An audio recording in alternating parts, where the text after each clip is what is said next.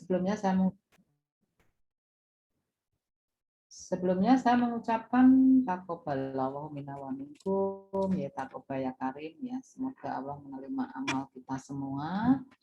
Selalu sehat selalu ya, selalu bahagia, dan saya yakin Anda semua juga dalam keadaan yang sehat ya, tanpa halangan suatu apapun, sehingga sampai saat ini alhamdulillah semangat lagi untuk melanjutkan kuliah pasca Lebaran. Nah, meskipun begitu, kemarin saya memberi tugas Anda supaya hari ini bisa dibahas ya. Kita tentang mempraktekkan tentang analisis data. Nah, ketika kita bicara analisis data, saya garis bawahi bahwa ini adalah sebuah poin yang paling membingungkan mahasiswa. Ya. Prakteknya itu ketika Anda skripsi sampai dapat ini, hampir semua mahasiswa itu kesulitan ya, bahkan kemudian hampir putus asa atau sedih ya, atau kemudian malas, atau kemudian tidak mau melanjutkan lama dan seterusnya, karena memang poin ini adalah poin yang paling sulit di antara step-step yang lain ya di proposal atau di bab-bab penelitian deskripsi. Nah, oke, saya mencoba untuk membuatkan Anda sajian data seperti itu, terus saya pengen Anda bahas itu seperti apa. Nanti ini akan Anda ketemukan di bab 3 ya, di sub B, yaitu di pembahasan. Jadi pembahasan itu sama dengan analisis data, sama dengan mengkritisi data. Nah, seperti apa itu? Teorinya sudah pada minggu lalu, minggu sebelum Lebaran, kita akan lihat prakteknya seperti apa. Sehingga saya mohon untuk sesi ini memang khusus ya, khusus untuk mendalami tentang bagaimana membuat analisis data supaya nanti Anda skripsi analisisnya hidup, bagus ya, berkembang, ada sesuatu yang temuan ya, suatu temuan, kemudian tidak garing ya, tidak garing, tidak seadanya. Idealnya sebuah analisis data itu tebalnya itu sejumlah atau lebih tebal mah dari sajian data. Tapi kenyataannya tidak seperti itu ya. Karena udah buntu, kesulitan, akhirnya ya sajian data sudah 20 halaman sudah banyak, atau maksimal 30 halaman sudah luar biasa. Padahal datanya sampai 50 halaman. Ini yang menjadi perhatian, kenapa bisa bingung, bisa kurang kreatif ya, sedikit nggak ada teorinya, cari teori susah dan sebagainya, itu kesulitan yang biasa ditemukan. Oke, sebelum kita mulai, kita membaca basmalah dulu ya bersama-sama. Bismillahirrahmanirrahim. Oke, project yang pertama punyanya Alin dulu. Tadi sudah saya minta saya cek untuk gambaran gimana analisis data yang sebenarnya itu seperti apa. Ya, saya lihat share screen.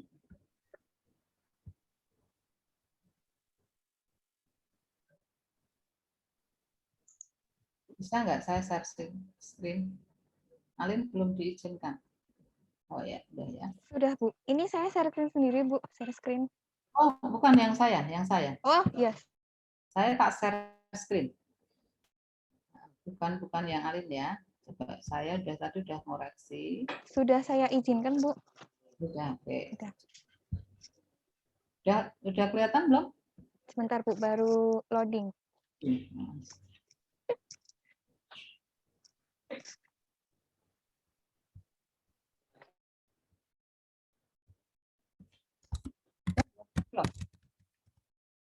Sudah Bu, sudah kelihatan. Oke ya, sebelumnya saya memberi memberi tips-tips dulu ya, poin-poin yang Anda harus ingat ketika akan bahas itu kayak apa. Seperti apa kita lihat ya. 1. Tentukan inti kalimat yang akan dibahas. Jadi sebetulnya nanti di saya contohnya di sini ya. Nah, ini saya memberi soal seperti ini. Ini banyak ya. Banyak yang bisa dijadikan kunci atau poin atau inti. Misalnya, Anda baca dulu kira-kira dari sajian data yang menonjol dan menarik itu di mana misalnya. Nah, ini hampir semua bisa ini. Misalnya kamu tertarik yang ini, aktivis Muhammadiyah ya. Jadi ini, radikalisme menurut aktivis Muhammadiyah adalah bentukan Amerika yang bertujuan menghancurkan Islam. Misalnya ini Anda pilih sebagai poin yang akan dibahas, maka Anda nanti harus mencari teori-teori yang mendukung bahwa radikalisme itu dibentuk oleh Amerika. Nah, seperti itu. Cari di jurnal, cari di teori, cari pendapat pakar. Atau ini, Anda tertarik ini, paham radikal, ya, juga terjadi karena distorsi makna jihad. Ini juga bisa ya dijadikan sebagai inti kalimat, inti yang mau dibahas. Jadi sebenarnya ketertarikan Anda dalam data itu kan beda-beda ya tiap orang ya. Tiap orang itu beda-beda. Mungkin saya lebih tertarik yang abu-abu ini. Ya. Jihad dalam pandangan Muhammadiyah bukan berjuang dengan kekerasan, bukan berjuang dengan konflik, bukan berjuang dengan permusuhan. Itu juga bisa. Jadi sebetulnya kamu pilih saja di sajian data apapun itu bentuknya, poin yang menarik untuk dikritisi, poin yang menarik untuk diberi penekanan lebih dalam lagi. Ya. Mesti Anda tertarik pada satu sisi yang mana ini datanya. Oh, ternyata kalau misalnya komunikasi interpersonal ya, oh ternyata sejak kecil dia tidak pernah ketemu dengan orang tuanya. Nah, apa dampak dari pernyataan itu? Kamu cari teorinya. Orang yang tidak pernah ketemu, maka relation psikisnya sangat kurang. Oh, tidak ada kontak batin dan sebagainya. Nah, itulah sebenarnya poin-poin yang harus Anda lakukan ya. Yang pertama kali adalah Anda memilih satu poin yang ingin Anda kritisi. Mana itu? Misalnya jihad pada saat ini lebih diarahkan, lebih tepat jika dengan perspektif jihad konstitusi dan jihad Pancasila, bukan jihad perang. Itu juga bisa. Nah, jadi sebetulnya langkah pertama yang harus Anda lakukan adalah memilih poin. Ya, memilih poin yang akan Anda beri penekanan dengan teori. Ya, memilih poin atau inti kalimat. Kemudian dua, setelah poin itu Anda tentukan, maka carilah teori atau referensi yang menguatkan. Yang menguatkan itu bisa kemana-mana. Ya, misalnya, konsisten saja ketika Anda memilih bahwa jihad itu bersungguh-sungguh, maka cari teori yang sesuai. Jihad adalah bla bla bla bla. Nah, bisa juga diperluas. Nah, jihad yang salah itu yang seperti apa?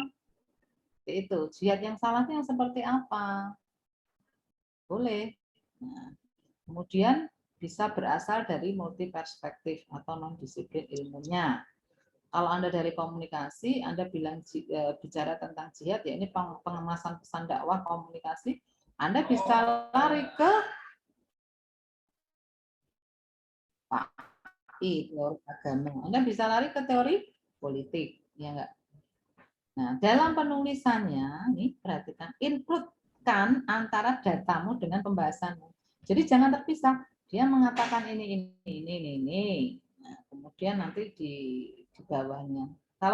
Kalau bisa ini begini dibahasakan sendiri, kemudian diinclude-kan dengan teorinya. Ya, nanti kita lihat di contoh ini. Paham ya ini ya? Tentukan intinya dulu. Kemudian cari teori yang menguatkan, bisa menggunakan teori non disiplin ya. Kemudian dalam penulisannya bisa diinclude-kan. Include-kan itu tidak ini semuanya datanya begini baru teori-teorinya, tidak. Ketika satu inti yang Anda tertarik dibahas dulu. Inti berikutnya dibahas lagi. Jadi enak, bacanya enak ya, tidak kaku. Nah, seperti tadi saya contohkan. Nah, ini dari soal sajian data yang saya berikan kepada Anda, ini Anda bisa memilih mana yang ini kan namanya passion ya. Passion seseorang itu kan beda-beda ya. Mungkin passion saya lebih tertarik pada ini, distorsi makna jihad. Hingga saya tidak tertarik yang kuning ini. Tapi ada juga yang orang yang political thinking-nya itu bagus misalnya ya, pendidikan politiknya. Milih yang ini Amerika ini anteknya. Nah, cari teori-teori yang mendukung ini bahwa sebetulnya yang namanya radikalisme itu global ya, persoalan global, dan ini diskenario oleh siapa? Negara-negara besar. Misalnya ya nanti bisa masuk ISIS itu bentukan Amerika, buktinya ini itu teori. Ya, seperti itu. Atau mungkin ada yang tertarik di sini, ya. Jihad sendiri itu apa sih sebetulnya? Oh, kalau menurut Muhammadiyah, jihad itu adalah perang, tapi perangnya bukan perang dengan perang fisik ya, tapi perang dengan hawa nafsu misalnya, berjihad bersungguh-sungguh, bukan perjuangan kekerasan, konflik atau permusuhan. Atau juga ada yang tertarik dengan ini. Nah, jihad lebih tepat. Nah, saya mau bahas soal jihad pada konteks sekarang itu lebih tepat jika kita bahas dengan jihad konstitusi atau jihad Pancasila. Nah, Bu, misalnya saya tertarik pada hampir yang diwarna ini, hampir yang saya warna ini gimana? Loh ya lebih bagus ya. Artinya nanti pembahasan kan bisa panjang sekali, karena setiap yang Anda anggap sebagai poin, ini Anda kasih teori, ya enggak? Tapi jarang ya kemudian sampai pada titik detail itu Anda semuanya dikritisi jarang. Biasa satu ini, jadi ketika Anda membuat sajian data, itu kan biasanya beberapa satu sub itu menjadi dua paragraf. Nah, biasanya Anda ambil satu titik poin ya. Tadi seperti contoh kalau dalam sajian data di komunikasi interpersonal, satu, dia tidak pernah bertemu orang tuanya sejak kecil, itu poin. Atau poin yang lain, ketika ketemu dengan orang tuanya dia selalu marah, itu. Nah, itu poin yang bisa dihubungkan, kemudian bisa dicarikan teorinya, teori psikologi misalnya seperti itu. Ya. Oke, ini poinnya. Kemudian, nah ini juga bisa. Pancasila memang bukan agama, tetapi substansinya mengandung nilai-nilai yang sejalan dengan ajaran Islam. Cari teori yang merujuk ini. Dalam Pancasila terkandung ciri keislaman ya. Oh, ini masih sama ya. Ini maksudnya mau menekankan humanisme religius. Ya, dalam Pancasila mengandung nilai humanisme religius. Juga bisa. Silakan ya. Nanti Anda tertarik yang mana, itu yang akan Anda bahas secara detail. Nah, kemudian bagaimana cara menuliskan. Nah, ini pekerjaannya Alin. Nah, ketika Alin mencoba untuk melihat ini ya, radikalisme adalah bla bla bla bla. Kalau sajian datanya seperti di atas, ini belum menjawab, ya, belum menjawab kan? Atau ketika coba kita lihat, ini menjawab yang mana? Kalau kemudian radikalisme adalah, ini kira-kira menjawab yang mana, Lin? Sebentar, Bu. Kalau saya kemarin tuh untuk fokus pertamanya tuh di ini sih Bu, aktivis yang apa dari Amerika tuh loh Bu. Cuma kurang ya Bu. Nah ini, nah makanya justru ini kan sebetulnya bentukan Amerika ini loh yang harus kamu buktikan di teori. Oh. Bentukan Amerika yang menghancurkan Islam. Jadi sebetulnya bukan definisi dari radikalisme ya, karena di sini sudah dimaknai ini loh, yang lebih kita poin lagi nih loh, bentukan Amerika untuk menghancurkan Islam. Nah, ketika Alin membahasnya dengan definisi radikalisme, itu kan kurang menjawab, ya, kurang menjawab ya. Nah, karena ini tidak menyebut yang namanya Amerika, tidak menyebut adanya konspirasi negara adik kuasa, ya. Nah, seperti itu maksud saya. harus terkait dengan datanya. Nah, ini makanya saya tulis ini menyangatkan yang mana. Nah, kecuali dalam sajian data mengatakan radikalisme itu bla bla bla bla apa mendefinisikan gitu loh, mendefinisikan. Tapi kan tadi dipersepsikan ya, bukan mendefinisikan. Nah, kalau dipersepsikan sudah pada poin apa yang dipersepsi, terus kamu menyangatkan. Menyangatkan yang mana? Ya tadi, bahwa ini ada campur tangan negara lain, ada campur tangan Amerika, ada campur tangan adik kuasa, ada teori konspirasi, ya teori-teorinya seperti itu, gitu ya. Nah, terus dalam penulisan itu tidak terpisah. Kalau ini kan terpisah ya, Alin ya. Ini pembahasanmu sendiri, kemudian ini datanya sendiri. Nah, jadi kurang apa? Kurang nyambung ya. Ya, mungkin data ini kamu bahasakan sendiri terus kamu sambungkan dengan teorinya. Ya, jadi teori itu masuk di sela-sela data. Paham nggak? Jadi misalnya tadi ada data, misalnya si A mengatakan, Mbak, saya nggak pernah ketemu kok dengan orang tua saya sejak kecil, maka saya sekarang benci banget ya sama orang tua. Nah, pembahasannya gimana? Kebencian anak terhadap orang tua itu dikarenakan dia tidak pernah bertemu ya sejak kecil. Ya, dikiranya orang tuanya itu membuangnya. Nah, ini sesuai dengan teori yang dinyatakan. Nah, begitu. Jadi poin sajian data itu dirangkum dengan bahasa sendiri, ya. Kemudian penulisannya diinkludkan dengan teorinya. Jadi tidak terpisah dan persis itu tidak ya. Kalau sudah bahas nanti tidak persis. Jadi data yang sajian data itu kamu rangkum, kamu bahasakan sedemikian rupa. Jadi tidak ngambil begitu saja ya, tidak ngambil begitu saja, tapi kamu bahasakan sendiri poinnya apa. Kemudian kamu cari teori yang cocok. Sebenarnya hanya itu ya, sajian data itu sebenarnya hanya itu. Nah, kemudian kalau ini jihad dalam arti sempit, nah ini bisa masuk ke tadi ya, distorsi jihad. Nah, maksud saya nulisnya ini tidak ini kan jadi jumping ini toh. Nah, misalnya ingat penulisan bahasa Indonesia harus ada koherensi kan ya. Ini dengan paragraf sebelumnya. Nah, coba hal ini sejalan dengan perspektif Muhammadiyah bahwa jihad ini adalah ini. Nah, gitu loh. Ya, kira-kira gimana? Masih susah nggak? Masih bingung yang bagian Amerika tadi loh, Bu. Itu terus berarti cari teorinya tentang teori konspirasi gitu. Atau gimana tadi, Bu? Jadi kamu mencari pendapat pakar Iya. atau definisi pendapat pakar atau definisi yang menyatakan bahwa radikalisme itu ada campur tangan negara besar.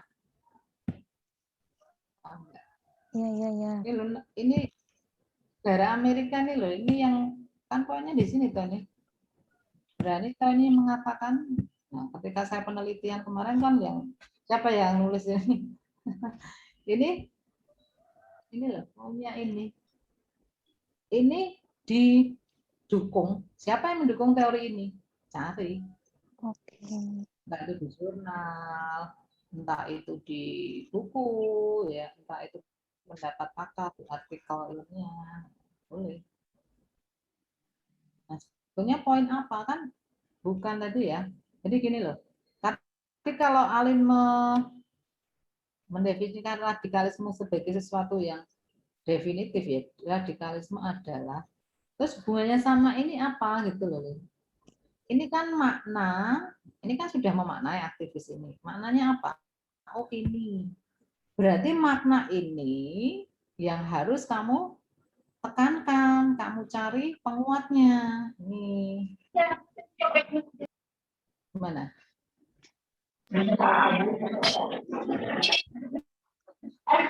Channel gimana? Bentar, Bu, saya mute dulu. udah. Berarti tuh nanti misalnya teorinya udah ketemu ya Bu tentang negara besar yang ini yang bertujuan menghancurkan Islam. Nah itu terus cara masukinnya biar selaras sama datanya tadi gimana Bu? Langsung masuk. Oh, misalnya gini, radikalisme yang dimaknai aktivis Muhammadiyah sebagai aktivitas global bentukan Amerika yang bertujuan menghancurkan Islam didukung oleh misalnya didukung beberapa pendapat misalnya mengatakan bahwa memang Amerika itu gini. Jadi maksud saya ini tidak kamu pindah berundus gitu aja ya. Ini kamu pindah sebagaimana adanya, tapi kamu bahasakan sendiri dan kamu sambungkan dengan teorinya gitu. Paham ya? Iya, paham. Tapi maknanya tidak berbeda ya, maknanya datanya ngomong gini gitu, jangan mengubah makna data. Oke, kira-kira gimana? Coba yang lain gimana? Ini contoh dari pertama dari yang lain gimana? Kita cek aja punya siapa? Ibu Suci, Siapa? Bu. Ya, mau di. Jadi itu tuh tanpa diubah, cuman kita hanya menyambungkan aja, Bu. Tanpa diubah, tapi kita bahasakan sendiri. Di parafrase. Ya, jadi yang namanya membahas itu tidak mengulang data. Tulisannya tidak di copy paste gitu loh. Tidak mengulang data dan juga tidak meng-copy paste teori yang sudah ada di proposal. Tetapi mengkritisi itu membahasakan data ya, dengan bahasamu sendiri itu sebagai bukti kemudian diperkuat. Kalau kita balik teorinya dulu boleh nggak? Boleh. Teorinya begini, ini loh. Nah, ini di pernyataan seperti ini atau pendapat seperti ini sama halnya dengan yang dikatakan oleh para aktivis di Muhammadiyah. Itu juga boleh bahwasanya radikalisme itu global dibentuk oleh Amerika. Jadi mulainya dari mana? Apakah dari data dulu kemudian teori atau teori dulu kemudian data? Silahkan bebas. Yang ada teori ada data dikuatkan dengan ya begitu. Mau di gimana? Oh ya udah Bu, berarti saya salah buatnya. Salahnya gimana? Coba. Soalnya saya buatnya tuh kayak pengertian tentang radikalismenya, terus baru kayak menyambungkan dengan ini, terus ntar pengertian apa gitu, pengertian jihad, baru saya sambungkan dengan yang kata-kata di bawah gitu Bu. Jadi kayak mengubah. Jadi sebetulnya yang namanya teori-teori di pembahasan itu bukan definisi ya. Jadi gini loh, Anda tuh pahami dulu pembahasan poin di pembahasan itu apa? Poin di sajian data itu apa tuh sebetulnya? Datanya tuh mau ngomong apa? Atau misalnya dia anak yang disia-siakan orang tua, gitu ya. Anak yang marah dengan orang tuanya, anak yang dibuang orang tuanya, pertengkaran yang tidak ada solusinya, kekerasan terhadap perempuan. Poinnya itu apa kamu pegang dulu. Dalam kata-kata hasil wawancara itu. Dalam kata-kata hasil wawancara itu poinnya apa. Nah, kemudian kamu pahami, kamu cari teori yang mendukung. Coba kita lihat contoh lain supaya lebih jelas. Punya siapa? Silakan. Mungkin ada yang mau dikritisi dulu? Siapa?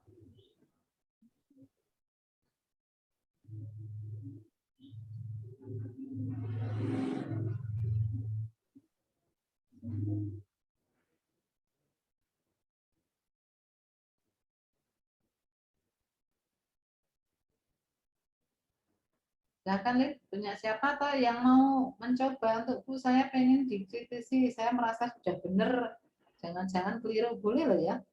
Anda yakin ini benar mesti, tapi perlu dikonsultasikan, ya boleh.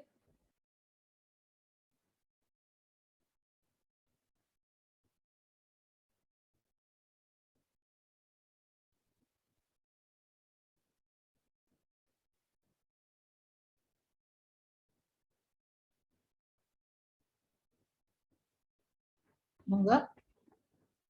Ini di-share sendiri-sendiri ya? Saya share bisa, Bu.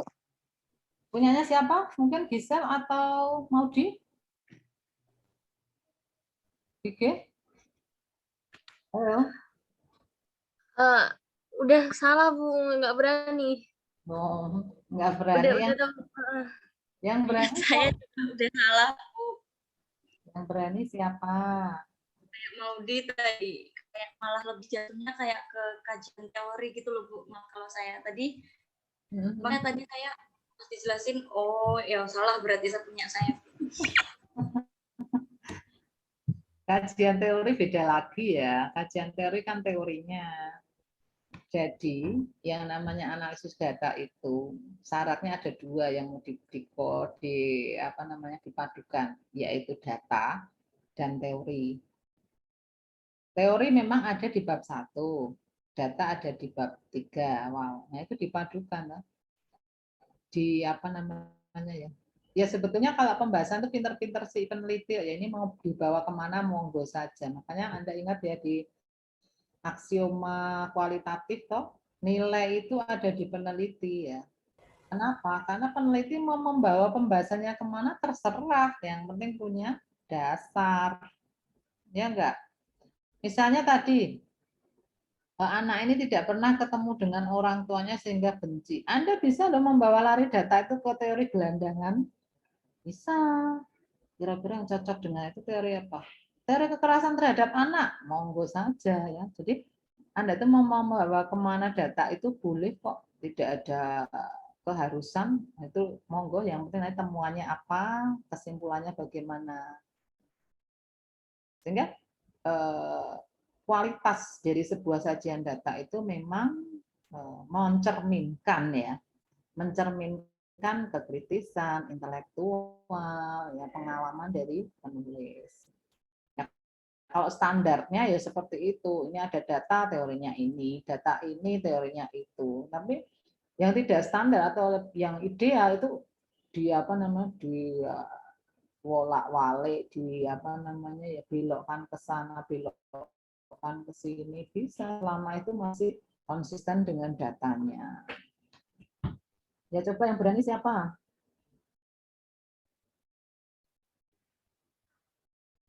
Ya yang berani siapa?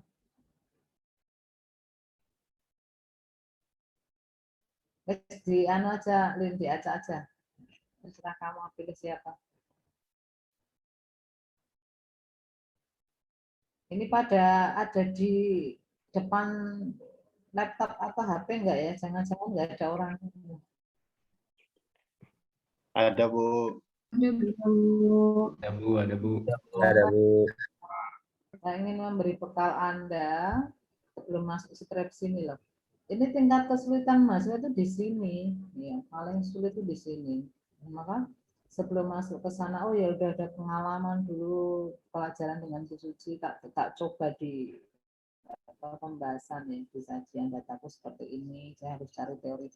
Nah sehingga ketika mahasiswa sampai ke pembahasan, dia harus cari teori sebanyak mungkin, ya. Sebanyak mungkin, semakin banyak teori yang dia dapatkan, semakin pembahasannya itu hidup. Semakin pembahasannya hidup. Ya, itu. Nah, kita lihat contoh sih, siapa? Coba kamu share. Siapa ya, Bu? Ini Bu Suci aja milih, Bu. Ya udah, ini siapa? Raka ya. Ya. Apa Bu? Raka, pekerjaanmu Kak. Loh, ini di Jogja ya kamu ya? Iya Bu. Duh, saya salah Bu.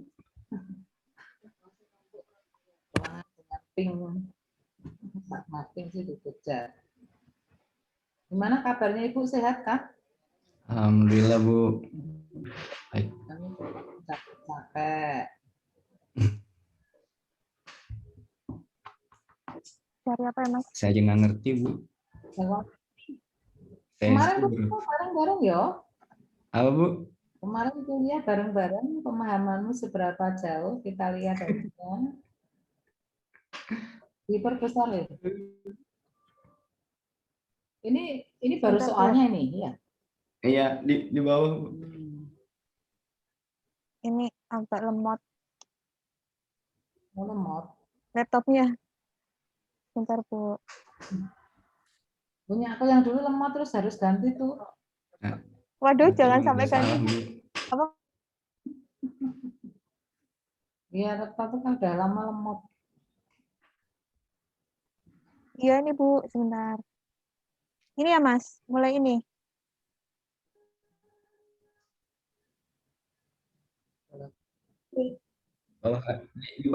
Di bawah lagi habis ini habis naik. Coba aku kecil di mata saya. Sebentar, Bu. Profesor. Nggak tahu bener apa salah, Bu. Ya makanya nama aja latihan ya. Ini, Bu. Nah, kalau paham nggak Gede usah. banget. Nah, Nah ini nanti di prakteknya tidak usah menurut paragraf ya. Seolah-olah Anda itu sudah masuk di analisis data. Nah, oh, ya, Bu. Yang masuknya di sini. Herman S. Saragi mengatakan munculnya aksi teror dan radikalisme agama adalah mulai pudar dan rapuhnya ideologi Pancasila. Nah, sebetulnya ini mau menjelaskan yang mana? Mau menjelaskan makna yang mana ini? Enggak, aku tuh kiranya